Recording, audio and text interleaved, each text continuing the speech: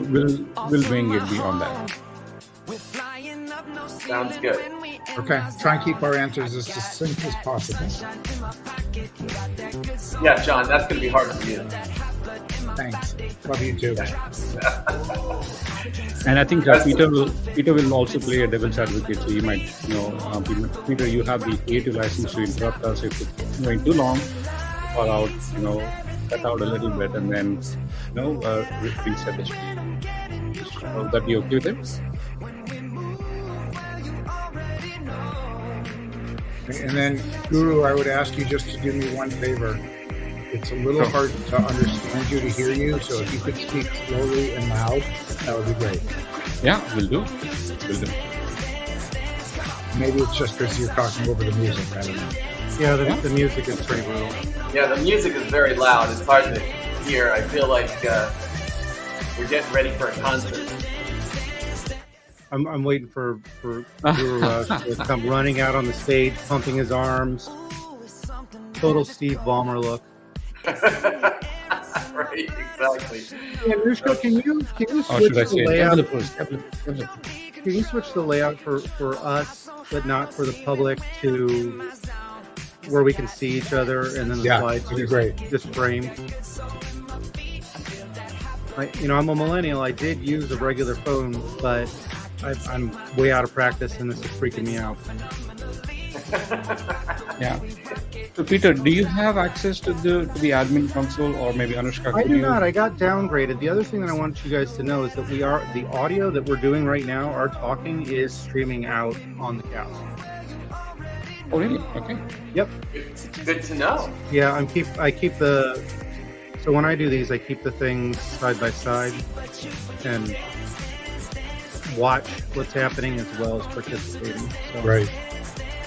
Yeah, we might need to control that.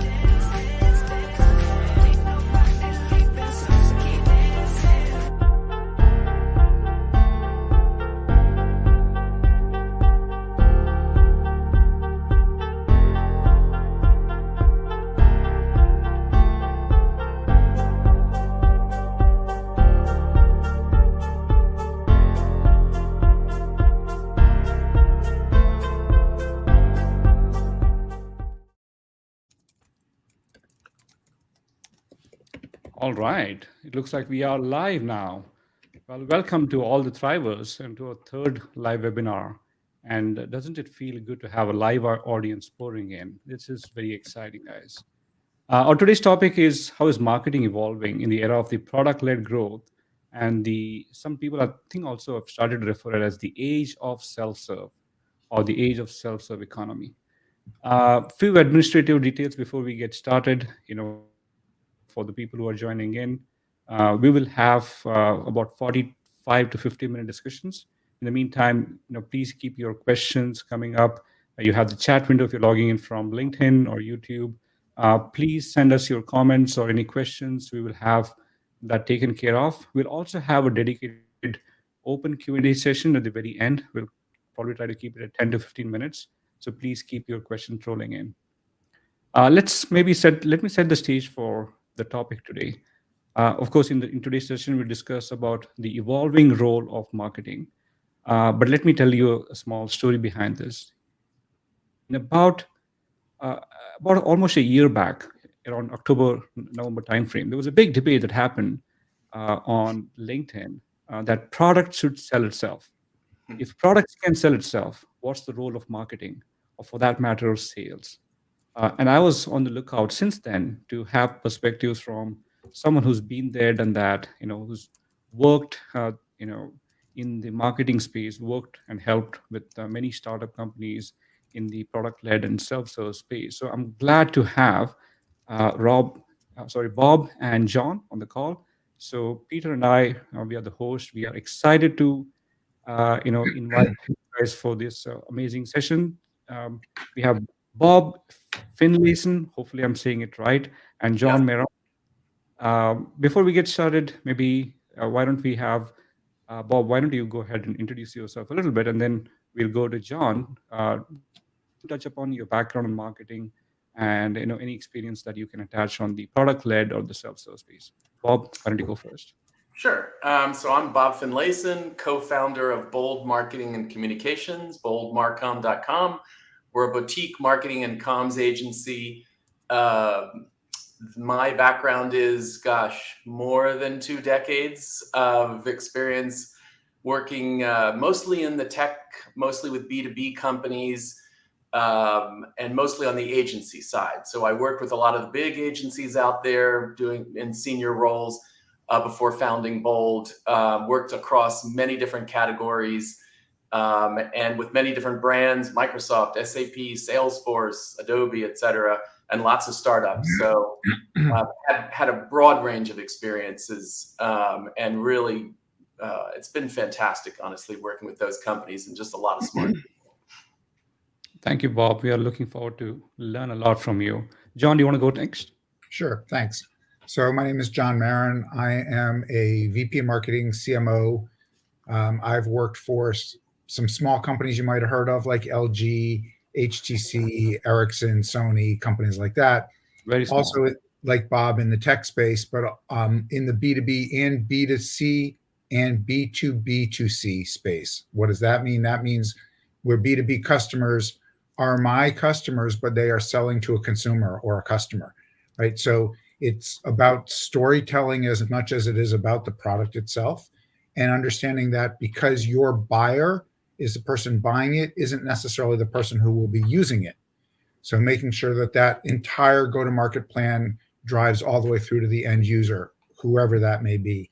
I've worked with large companies like I just spoke about, but I also do a lot of consulting work with mid-cap and small and startup companies as well, helping them understand what a go-to-market plan really is. Thank you, John. And by the way, to the audience, John and I first connected almost a couple of months back, and I've been so excited to have conversations with him. And with me, we have Peter, who's my co-host. Peter, do you want to do a quick introduction, and then we'll get started? Let's have fun with the elevator. I'm Peter-led growth. I'm a revenue, go-to-market, community, and product-led growth consultant for solopreneurs to publicly traded behemoths. If you're starting or plateaued, pivoting, or introducing new product or processes, I'm your dude for low-cost, high-return problem solving. And as Guru Raj is demonstrating, I'm a solid hired hand and endearing co-host. And hey, buddy, I got to do mics, so we're going to fix this audio issue. Back to you, Guru. What's up, dude? Thank you so much. That's a wonderful pitch. That's a wonderful pitch. Yeah. Maybe why don't we get started with the first question? It all revolves around the evolution of the role of marketing. Maybe let me ask this to Bob. Bob, if you could set the stage of what's happening with product-led growth. Maybe if you could define from your own vantage point, what is product-led growth and how is that very different than the sales-led growth? And then we'll switch over to the role of marketing and the impact associated, to this evolution, if you will. Yeah, I mean, this all comes in the context of a changing sales environment, right? Particularly for B2B sales, where buyers are now, they're doing the same thing that we're all doing for our consumer products now for even complex enterprise grade products, which is they want to be self-directed. They don't want to interact with a sales rep maybe way later down the customer journey. They want access to information. They want to be able to make decisions on their own. And that's the way that, that all sales are happening right now. Mostly people are 77% of B2B buyers are almost all the way through their customer journey before they ever even contact the vendor. So leading into this, you have product led marketing, meaning that the product itself becomes the center of the marketing activities. And what you're trying to do is engage the customer early on through some freemium models, sort of, so that they can interact with the product and really fall in love with it. Hopefully it meets their needs, and then tell others. And that's how you build from that sort of product-led perspective. So that's kind of the general background of where we're coming from. I would also add that consumers today, especially obviously with the access to the internet anywhere that they are, virtually in their hand, right? In many cases, do all their research and know more about the product than the person trying to sell it to them. That's not necessarily a cut against the salespeople. It's just that they're reading all the material, right? Has that But never more not been the case? importantly, I'm sorry. Has that never not been the case? Oh, it's in many cases it's not the case. Yeah. In many cases, the customer is taking a shortcut or relying on the subject matter expert to give them all the information. But more importantly, what they're really looking for is value-driven purchases. Customers are less likely to be swayed by quote unquote a sales pitch, right? And more focused on the value that the product offers, which is the whole basis behind PLM to start with. Exactly. Yeah, and that's I think you start off with a very good point that customers are, by the time they talk to any of the GTM teams, could be marketing or sales, they are very well aware of the product themselves. Before we even get started with what the new role looks like, one of you, John or Bob, could you present what has been the marketing's role, in the days gone by, if you will, right? If product-led growth is the new era, if you will, what was happening before that? How was marketing inserting itself into the customer journey, and what was their, so to say, job description, if you will? Well, that's a big question, Guru. I mean, if I may, John, to Go ahead. kick this off, and we have to be careful because a lot of what has been done in the past is still being done, even in spite of this new landscape, and that's fine, right? Marketing has its role in many different areas. In fact, in this new landscape, the marketing role is sort of expanding, but what's really happening is marketers are blending in with the product development people, working much more closely with them, and also, with the customer support team, the customer success team. So now you're seeing more of a continuum where there's a blending of these activities rather than I'm in marketing and this is my job and this is the only thing I do. There's more interaction now, and that's critical because, as John mentioned, the customer often knows so much about the product before they ever talk to the vendor. So you really have to make sure that those things are integrated. And I would say that the key thing that happened in the past was marketers were isolated in some case. So the handoff from marketing to sales often was mishandled. The salespeople are not getting the leads that are going to help them.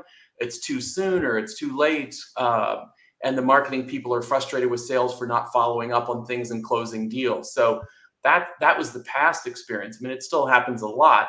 That's why we work with customers, our clients. But now we see this new environment where these roles are now blending together to make it a more seamless experience and really put the focus on the customer and their needs.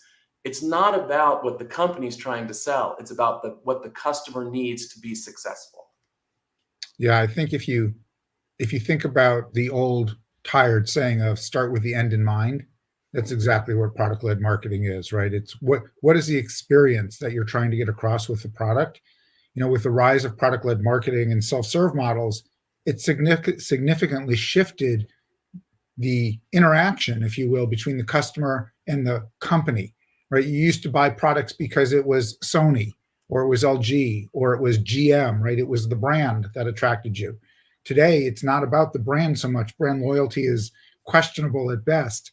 It's about whether the product suits the needs of the customer that are buying it. And instead of relying solely on sales, as Bob pointed out, or traditional sales tactics, companies are more relying on creating exceptional experiences with the product.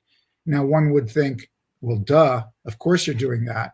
But it's amazing to think that, again, that the story is now about how does the product work rather than what is the story that I was told, right?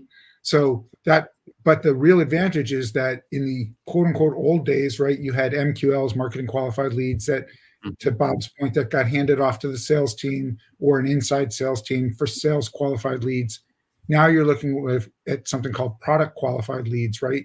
Which is how did the customer interact with your freemium or your free trial or your self-serve model or whatever that is. And those are all new models for lots of companies.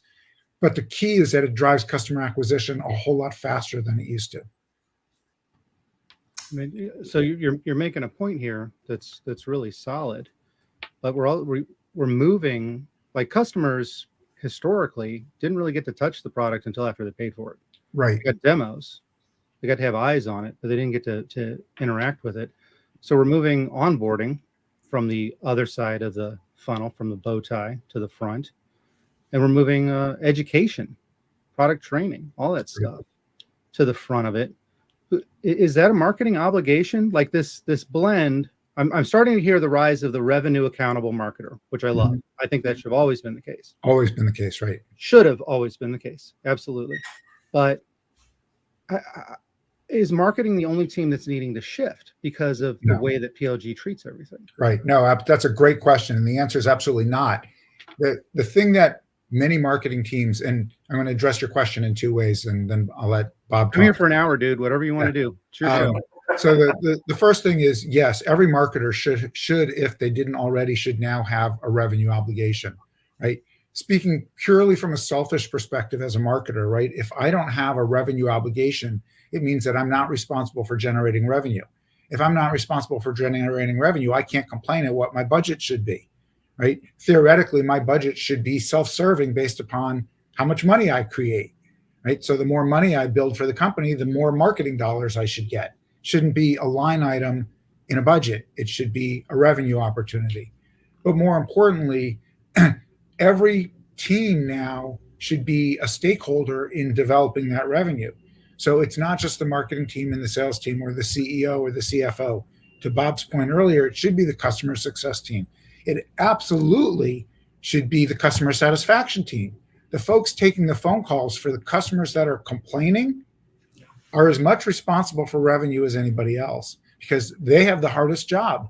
They have to turn around that customer to be a believer again, and they have to do it with only one tool, and that's their voice, right? They have no other tools to do it with, whereas a sales team, to your point in the beginning, could do it through a sales deck or a sales pitch, or in some cases, vaporware, right? Today, you have to get your hands on the product and you have to understand that product ahead of time and then decide whether you're satisfied with that.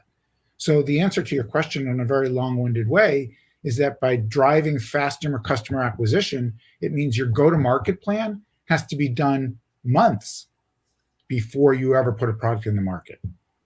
You flagged something I have not even thought about. This is the death of vaporware. This is the death of the purchase journey. Let's buy 80% of the deliverable for 100% of the price. It's the death of vaporware. Look, I've been doing this a decade, and you finally brought that to life for me. So thank you. You're welcome. Happy to have you. Maybe let me understand this a little more, right? Maybe we'll go one or two levels, beyond it. Let me start with what Bob said earlier. The role of a marketing person earlier was not so much of a revenue-oriented person, but sometimes more of the brand recognition, the awareness of the company, not so much of the product, Right. Maybe a tad bit of the positioning, messaging, if they were able to get to it. But much of, and I've seen the list of line items that marketing used to do in a large public company before. Much of that was content generation, trade shows, events, right? And all of those program management activities to be able to go bring the customers to the table, but not necessarily engage them in a rightful way. Here, I think what, John, you're saying is that now they have to know the product. That they have to know the product. They have to necessarily write content which is associated with the product and not anything generic. No big vaporware architecture, white papers, that's going to be published that way. They have to handhold them and being able to understand the data, who's signing up to the product. I think, Peter mentioned about the bow tie, and then now you're left shifting some of the elements, from the bow tie. So there's a lot of things that have changed, just in the first 5-10 minutes of the conversation. So are you saying that the marketing teams can now own revenue? They never had quotas. Most marketing own is a strong word. Own is a strong word. Should they be responsible for some revenue? Absolutely, right? There is no point to being a marketer if your only job is to create a lead that never turns into a sale. There's no point, right? That, to your point, that's brand awareness. So what? Who cares, right? Companies need to be thinking about how their product will interact with the customer. That helps drive brand, right?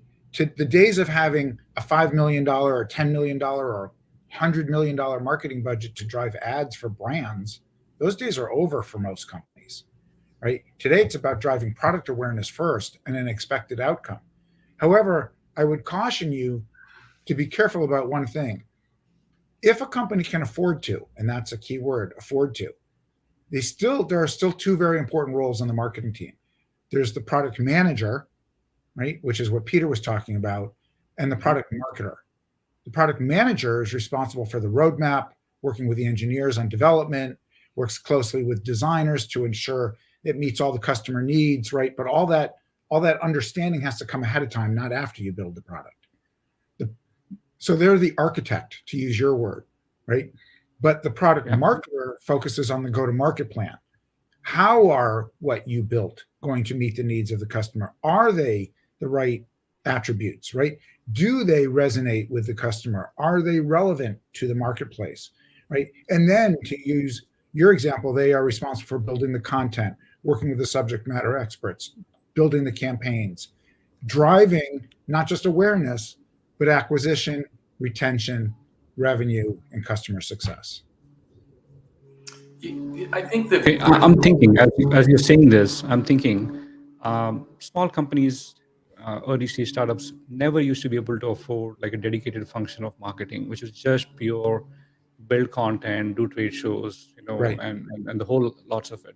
What you're saying is there are now these two roles: product manager, who's focusing on building the product, which caters to the needs of the customers, and the product marketer, who is looking at how to position it, how to message it, how to get this in front of the customer, and so on and so forth.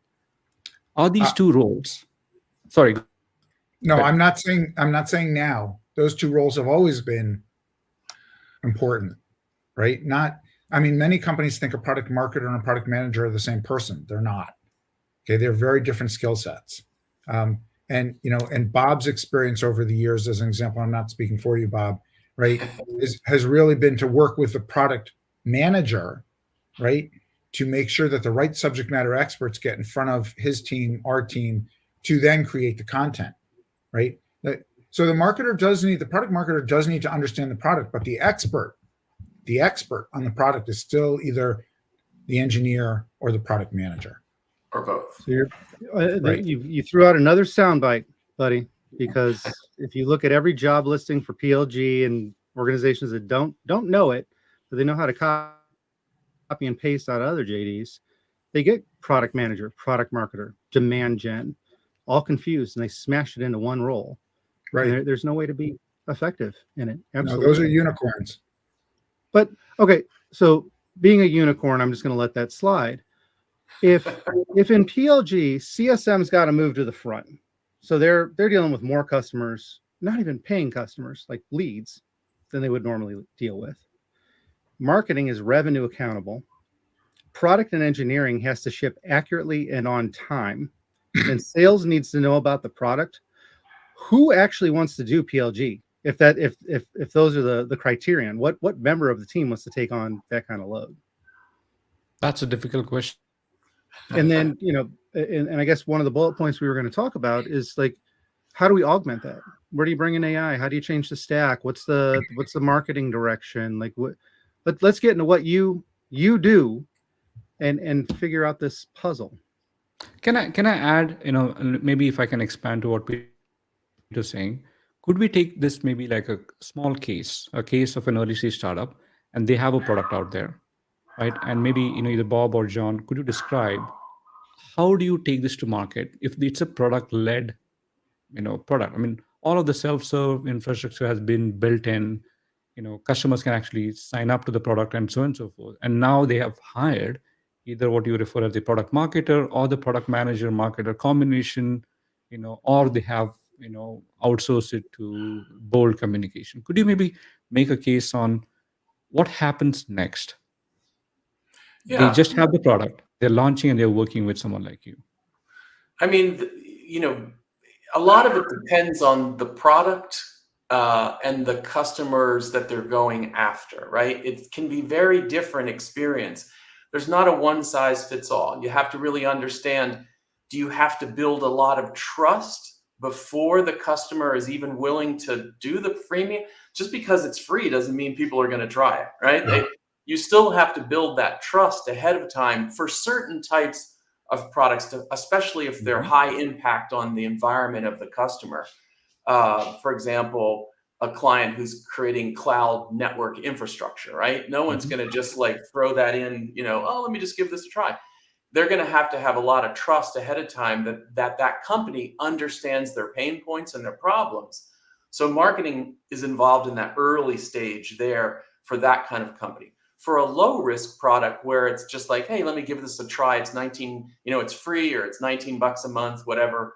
That's a different sort of go-to-market plan. So what we do is we look at the customer, we look at the customer personas, the people that they're needing to convince, and we create a go-to-market plan around that, custom for them. It's not a one-size-fits-all plan. Yeah, I think, Bob, you hit it right on the head. It's not a one-size-fits-all, but there are some basic things that even a startup company needs to understand. And Bob used the word customer persona. I like to think about it as a customer journey, right? In addition to the customer persona, right? And a great way that I use to describe it to startups all the time is pretty much everybody that except if they're 100 years old, carries a smartphone, right? And all of us have, dozens of, not hundreds of apps on our phone. And the question that I ask everybody all the time is, how many of those apps do you actually use?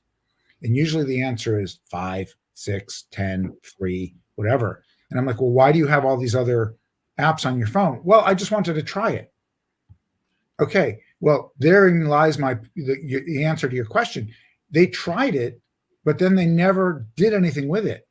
And until, especially startup companies, learn to build into their engineering stack, right, a way to track how many users they have, what are they doing, are they using specific features, are they not using specific features, and have a feedback loop as to why, they're doomed to the trial period ending without any understanding of why it ended, right? So understanding that, and then understanding that leads to improved customer retention. That reduces the reliance on the sales team. That gives you data-driven insights. Now you're starting to build a true PLM go-to-market plan. Once you have those building blocks, then you can go to the next step. If I can flip this, are you saying that until these building blocks are there, right? Maybe I think you listed up a couple of them. Let me add them. There's a free trial or some kind of a freemium offer. Right. There is some kind of PLG analytics, like product usage, who's signing up, who are these. Just call it an event tracker. It's easier. Yeah. Some event tracker, and some way to self monetize. If it's freemium, you should be able to go and upgrade to buy a let's say a paid plan. Right. Unless until these blocks exist, should the company hire a product marketer or not? Or what's the role of a person who comes in, especially at an early stage company, who can influence that there's a need for something like this? And I'm thinking in terms of the journey of the B2B SaaS company, and they just built a baseline product, and they launched it on Product Hunt or wherever it is, and they put up a video, it became slightly viral, and people are now talking about it, asking for certain things, and now they realize we are not a product market fit yet. We don't have it yet. There's no new customers yet. Yes, people are signing up to the product. We also know who these guys are. We also know what they are using. How do I come out from there? So maybe could you take the story from there? Maybe Bob, if you would want to. Yeah, I know you're ready to. Yeah. No, I think that's a very good question, Guru. I mean, the impetus on this, a lot of startups is, let me just bring in a junior marketing person and at least get something going, right? And that's a mistake, because if you can't afford to hire an experienced person, then use a consultant. But you really need somebody who can look at, okay, I'm going to help you make some decisions about the go-to-market plan for this type of a product, and make sure that you're going to have these things in advance, or at least be working on them as you're out there. Like, the product market fit is critical. You really, sometimes with your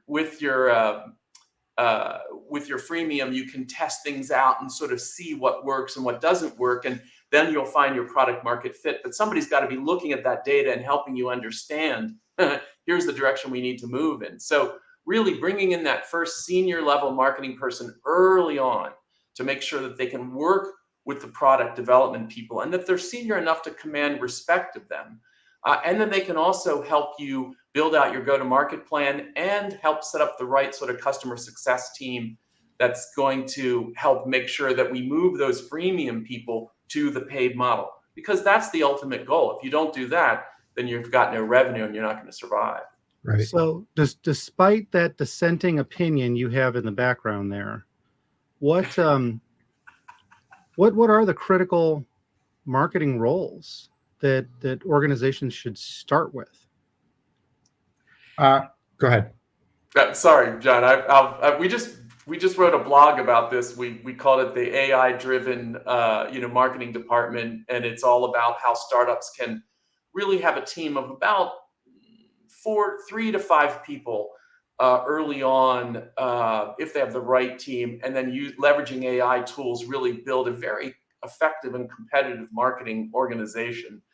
Of course, it has to grow as the company grows, but and it starts with, like I said, that senior level marketing person who understands product-led marketing, who understands go-to-market plans, who understands the customer journey, who can interact with the developers and say, okay, let's look at this product and analyze what are the parts that customers are interacting with and really enjoy, and what are the parts they don't care about. Let's focus on making sure we're meeting their needs, etc. That's person number one. And then you need somebody who understands, how to create the right kind of engaging content and touch points that's going to bring people in, right? You mentioned that viral video. Well, those just don't happen by, most of the time. Right. Somebody is thoughtfully thinking about that to make sure that it's going to become viral, or, lots of people are going to look at it. So you need that kind of person to work with. And then you need somebody who's a technocrat who also understands the technical aspects of it. But look at the marketing functions. There are 4 or 5 of them that are critical, and make sure that somebody can cover off on all of those. Take a functional approach rather than looking at the technologies only, would be our suggestion. Sorry, John. No, it's a good answer. I think, Peter, what you just asked is a good segue into what would essentially be the next question, right? Which is, how does the marketer's role evolve in a product-led growth organization? And I think the marketer today, regardless of what role it is, or as a team, has shifted from being the sole driver of demand, if you will, right? Or the storyteller. And it's now the focus is on creating, to use, Guru's words before, product awareness, educating the market, but nurturing the leads that come from a product-led marketing organization. And the product itself becomes the primary driver of the conversation, not the salespeople, not the marketing team. And it also helps drive retention, while marketing and sales actually become a supporting player, if you will, and amplifying the impact of the product. And in doing that, there's some really important things that they need to do. Back to Bob's point, is you need people who can create content, right? They need to have educational content, right? Guru, to your point, if they're not aware of the product, you need to make sure those videos are done, right? That the blogs are done, that the FAQs are done, that the collateral is done, all that kind of stuff ahead of time, not only for the customer, but for the salespeople as well to use as a tool, right? About the product's benefits and attributes and things like that, but also about what pain points have you learned about? What insights do you have? What problem are you trying to solve? Because that ultimately is the reason you build the product in the first place. The second thing is doing friendly user trials, or what's called FUTs, right? These are friends of the family, if you will, that are going to try out your product and use it and give you feedback. And from that, you create case studies and testimonials to publish with. Because I'm not going to buy or try a product if nobody's ever used it before. I want to make sure that I trust who's ever been using it. So that's how you build the trust, right? And then you can optimize the user experience, right? Install those event trackers we talked about, and then leverage your free trials or freemium models, freemium to premium or whatever. Before a person commits to a purchase, they want to try it out, but you give them 10 days or 15 days or 30 days or whatever, however model your revenue model sets up as. So those particular items need to be understood by whoever you hire to do that. Engineering teams, as much as I love them, can't do that work.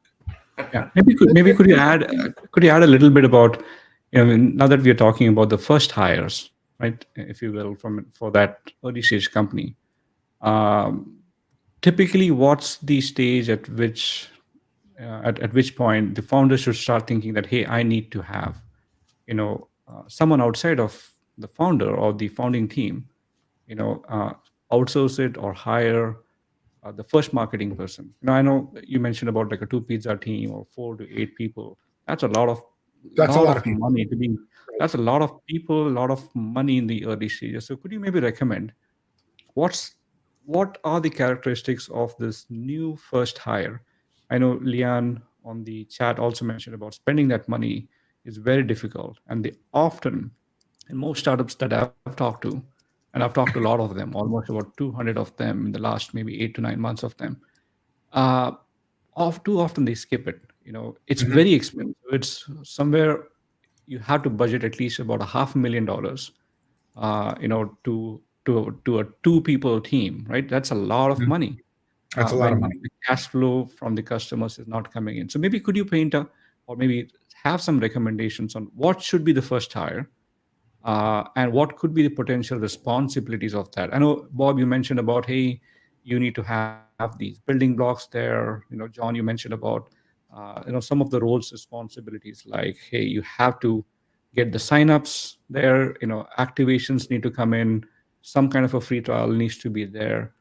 That's a lot of things for the marketer to come in, at that particular stage. So could you maybe paint a picture of what's the role of the first hire, senior or junior, that's up for debate because of the cash problem. And then what's he supposed to do when he joins in typically? Can I take a whack at that? Sure. Please. I'm sorry, Lian, I meant the word he or she. It's not just he. It's a he or a she who's the first hire. Absolutely. A lot of it depends on the founding team, right? What kind of experience do they have? Have they done, how many times have they done this before? Do they understand how to bring a product to market?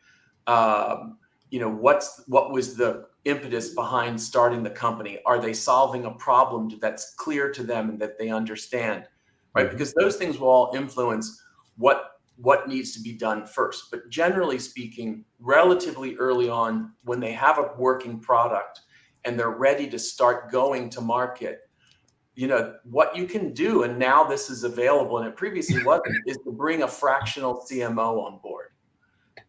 And that's a relatively cost-effective way to do it. And that person can advise. They're not going to do a lot of implementation, but they're going to advise the team on what needs to be done and when. And that's going to be critical so that you can time that out. So, okay, here's the hires. Then that person can hire a more junior, can help facilitate the hiring of a more junior level, less expensive person, so that you can get some of these these early things that need to be done in a cost-effective way. Right. So that's one approach that can work for, many different startups, depending on what they're trying to accomplish. I don't know, John, if you want to amplify that or. Sure. I mean, the first question I ask CEOs of startups is marketing an expense or an investment? Right? If it's an expense, you tell me how much money we have, and I'll tell you about how far I think we can go. If it's an investment, you tell me where you want to go, and I'll tell you about how much money it's going to cost to get there.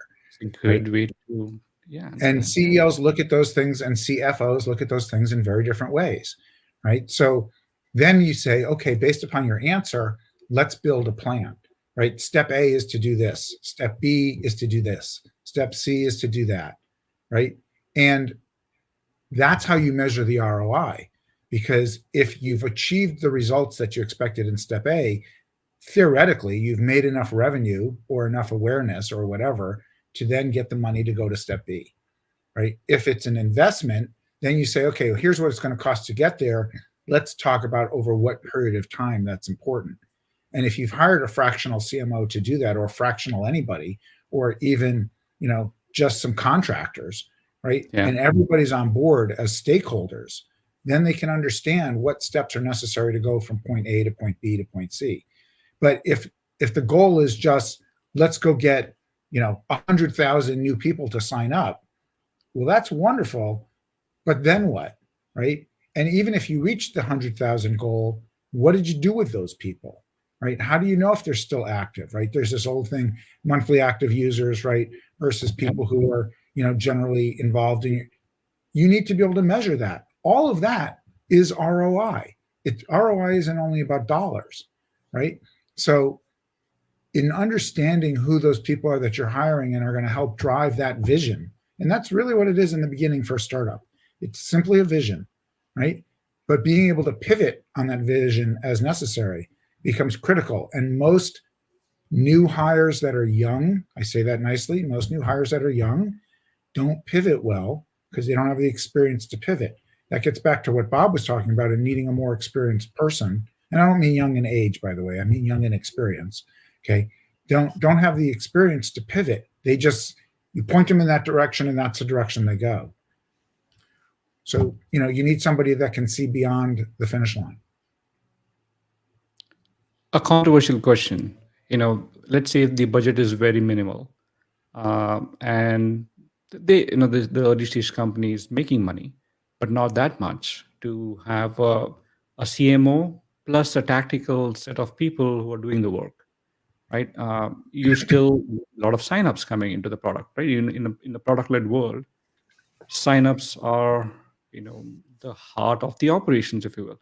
If there are no signups coming in, you can't have them activated. If you don't have them activated, they're not going to convert. So this whole pipeline is going to fall apart. Yes. But if you say that, hey, get a CMO and then get a tactical person to enable, or do, you can't really do demand gen because that's going to take a lot of time. You might have to go focus on a lot more lead gen. And that's where this question is a lot more controversial. Should you hire marketing or should you hire sales? It's a great question. And I think, first of all,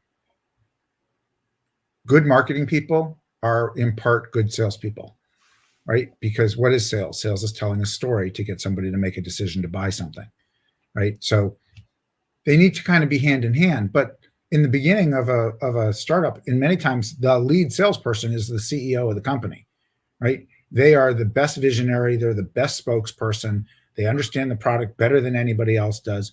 They don't always know the right words to use, right? Or the right phrases or the right story to tell, which is where you need a marketing person to help them with that, not to tell them what to do, but to guide them and help them.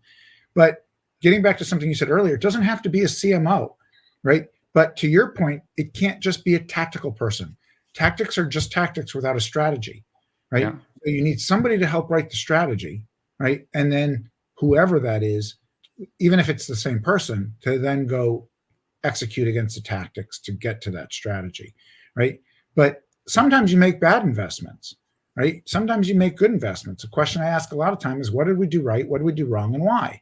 And if we did something wrong and it was because we didn't spend enough money or we just did it bad, let's try a different way. If we did it and it was wrong and it was horrible, let's never do that again. Don't spend money on that, right? Don't repeat the mistakes. If we did it and it was just a bad idea, then how can we implement the idea, or let's not do it again? But that's where strategy and tactics come together, right? If you're simply operated from a tactical perspective or point of view, you never get to the strategy. You can't drive the acquisition that you just talked about. Yeah. So, maybe let me turn this question. So I don't have an answer from you yet. Should you hire a salesperson or a marketing person? And I think your answer is mostly it depends. Right? A good marketing person is also That's a good consultant guru always says that. Yeah. I know. You guys are experts at that. But we have a lot of startups listening to this conversation as well. And lead gen versus, so let me actually bring this back. Sometime back, OpenView stated that the roles of the marketing and sales are changing quite a bit. Marketing used to do a lot of these MQLs or visitor tracking, and then hand it off to sales, and and that's about it, right?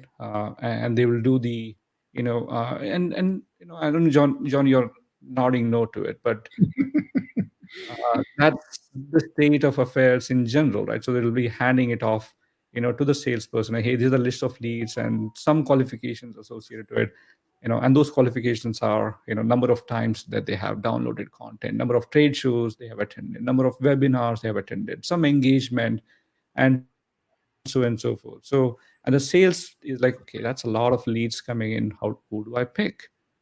Right? And here in the product-led world, we are now talking about signups. So this visitor business, where the MQL business is now passe, if you will, right? Now you have to go focus a lot more on people who are signing up to your product. So even a single page website can be typically as effective as having hundreds of pieces of content.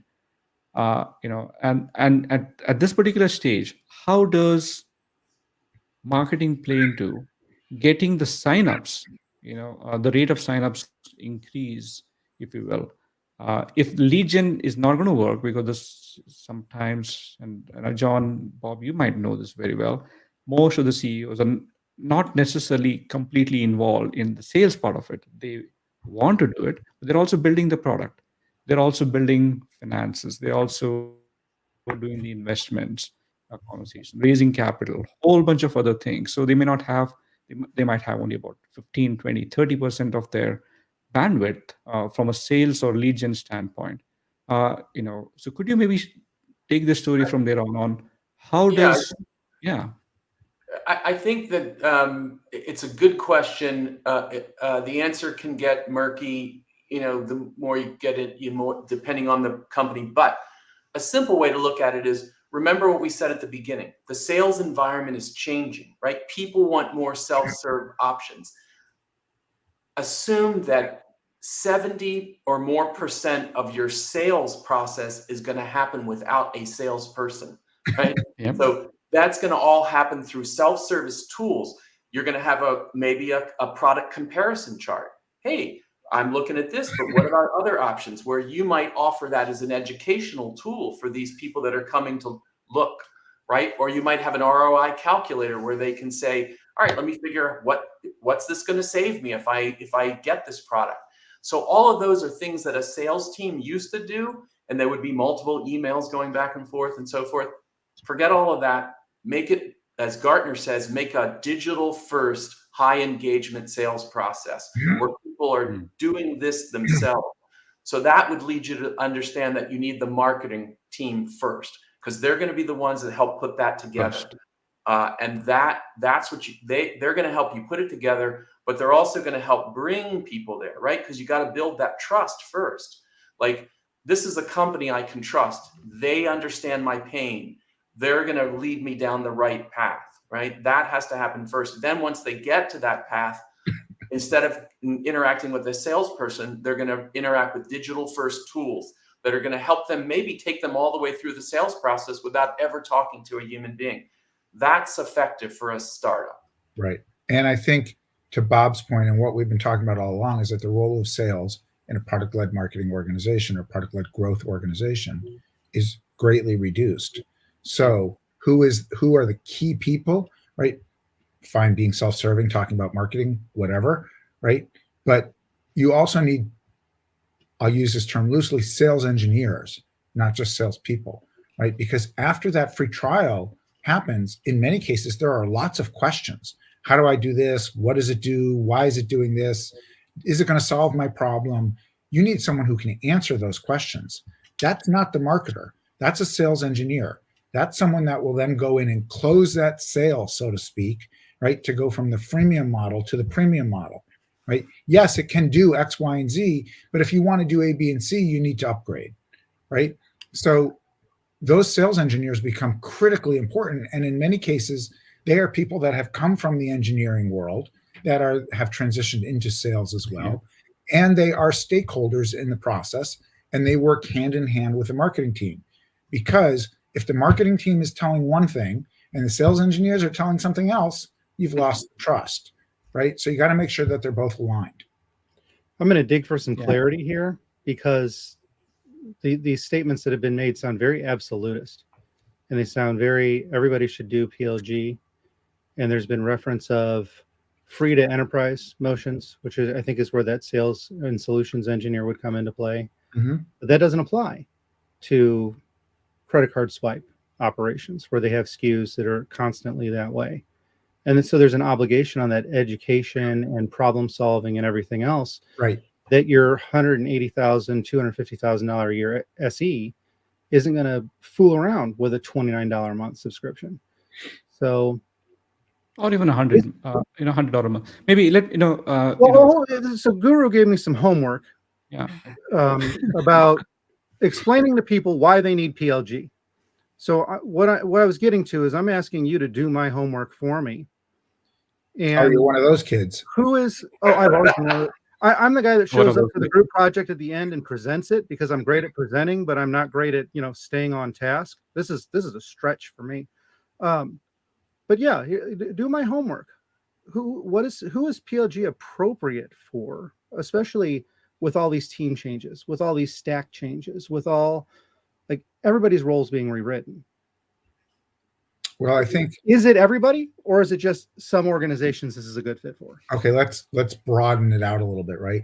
So I think it's particularly well suited for SaaS businesses, right, that offer products with a low barrier to entry. Okay, let's leave it at that, with a strong network effect, right? The other is certainly consumer tech companies, right? Companies that sell consumer-facing products that can benefit from PLM by allowing customers to try it before they buy it, right? That's what Guru's been talking about the entire time, right? And then there is the B2B companies, right? We often associate B2B and B2C businesses kind of grouped together. If you can easily find and discover their products and easily allow them to use it, that offer a clear value proposition. And again, this is where marketing and or the sales engineers come into effect. Being able to write that clear value proposition is not easy, right? So if you can offer that clear value proposition in 10 words, 15 words, 30 words, whatever it is or less, without, and I think you said it right, Guru, without having to read 16 pages on a web page, right? Then that becomes the impetus to drive a PLG. That doesn't mean it stands alone, by the way. That just means it's an opportunity, right? Because it offers a more customer-centric approach that, again, as I said earlier, leads to faster growth, improved customer satisfaction, reduced reliance on traditional sales and marketing. It's a strategy worth considering, but it doesn't mean it's the only answer. Yeah, I think that's the key, is that there isn't one answer. It really does depend. And I know that's not a very satisfactory answer. We want, sort of yes or no, this or that, but it depends on many different factors. And we could add even another layer of complexity here, which is important, I think, especially for product-led marketing companies that are moving in that direction, is that we've had, for example, a client where the person who signs up for the freemium or the low-cost trial is not the same customer as the one who's going to make the decision to go to the enterprise-grade product, right? So this company had no trouble signing up lots of IT people to buy, to get this very low-cost product. But when they were trying to, and they're not, are they making a lot of money on that? You can figure that out for yourself. But to get people to that next level product, you've got to go to a completely different person in the organization to get their sign off. So marketing then has to arm that person at the lower level with the information that's going to help get the higher level person to, oh, okay, we should consider this as something that's going to change our infrastructure. So it's a different operational model. So there are many complexities to this. It's not simple. And that's why, Guru, just to circle back, figuring these things out early on is going to be the difference between success and failure. You don't want to find out, oh, wow, we have to talk to a completely different person to really make the money that we're supposed to make to keep our VCs happy. You don't want to find that out later and then go, gosh, how do we even reach that person? Right. You want to know that early on.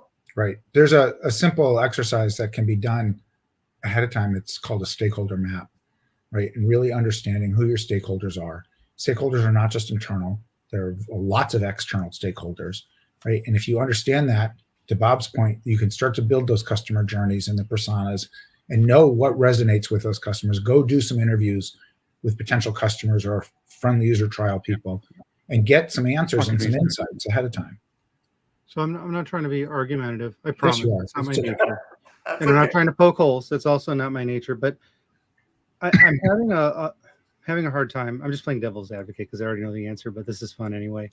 I'm having a hard time because it feels like we're losing the sonnets. We're losing the poetry of marketing and sales and how we engage with customers. When, John, earlier in this conversation, you had spoken about product leads the way, and product is the one that gives all the answers and shows itself. And product's very, very matter of fact. It does not have a personality. Cars do, but that's a different conversation.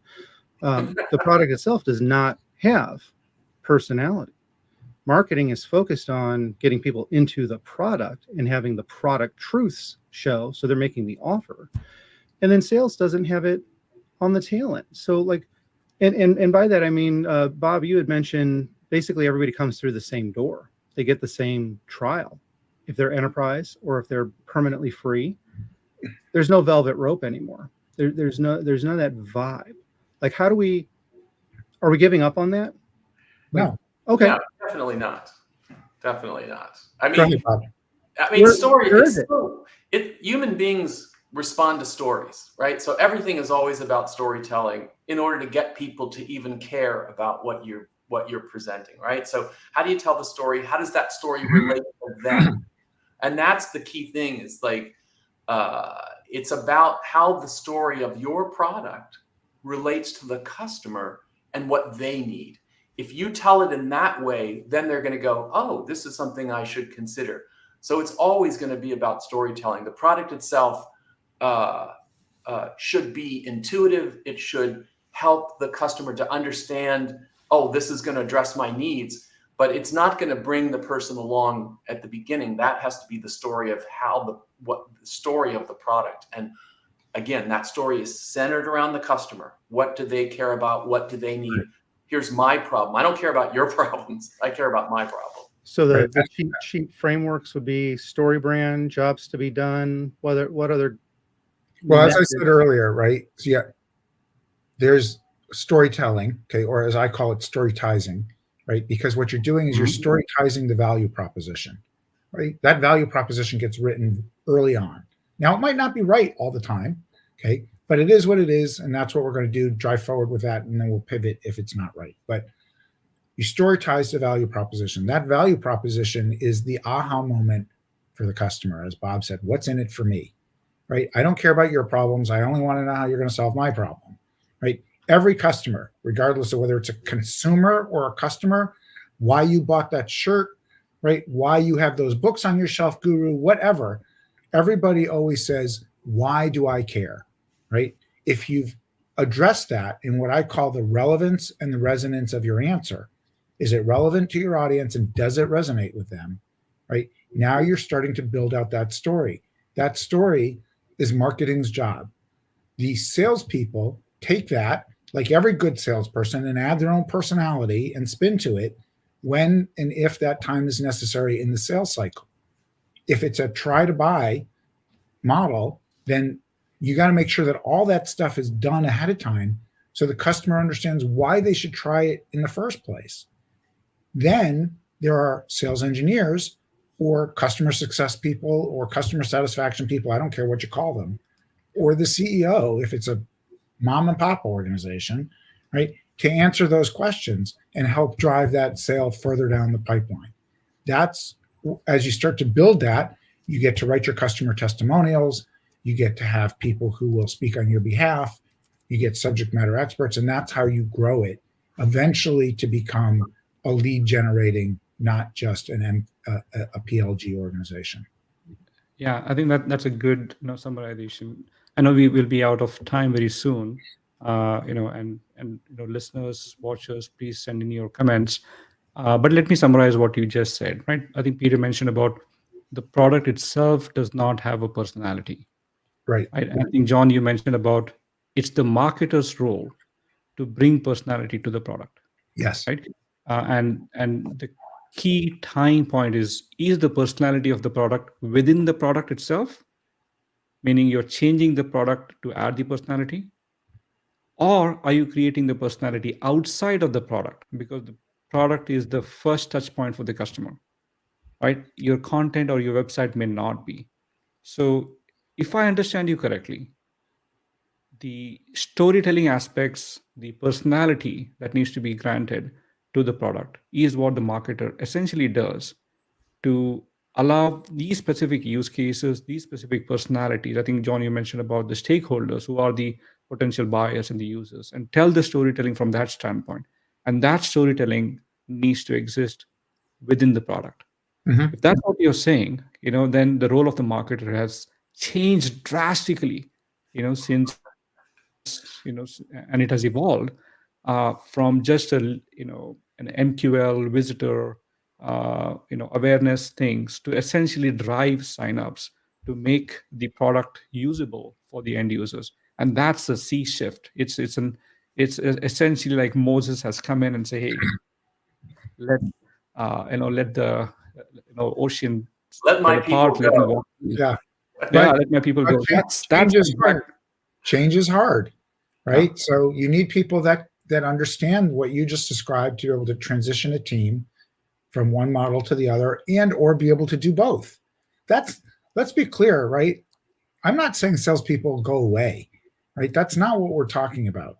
We're talking about the storytelling concept of being about brand to being about the product and driving the value proposition of the product to your expected audience. Full stop. But it's also about marketers working very closely with engineering, Yes. more closer than they've ever done before, to make sure that that personality is in the product, in addition to all the other things that happen around it, but also to make the sales process very seamless and very, digital first. You would be amazed if you interview your engineers who built the product, the insights that you can garner from them, that they just built it just because they thought it was cool.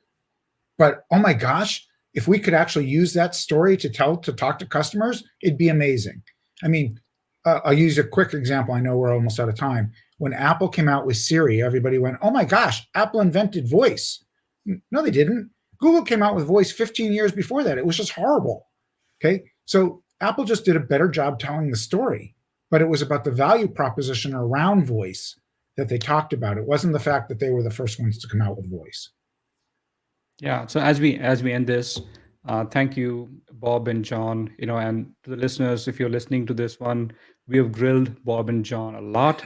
Hopefully, you can understand, their background a lot more based on the way they've answered, and they've gone beyond just, it depends. They've actually went and added a lot more meat to it. So if you're looking to hire a virtual CMO or a team that can help you, especially for an early stage startup, so please reach out to Bold Marketing and Communications. We'll have their company website and email addresses for both Bob and John, in the post comments as well. Again, thank you so much, Bob and John.